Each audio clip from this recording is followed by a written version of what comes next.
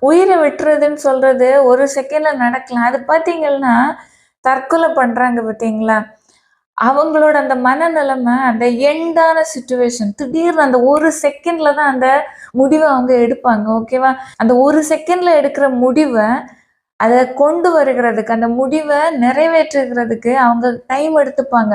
ஒரு 10 மினிட்ஸா இருக்கலாம், இல்ல 1 டேயா இருக்கலாம். நெறைய நாள் மைண்ட்ல ஓடுகிற விஷயங்களா கூட இருக்கலாம். ஆனா, நிதானமா யோசிச்சாங்கன்னு வச்சுக்கங்க, கண்டிப்பா சூசைட் பண்ணவே மாட்டாங்க.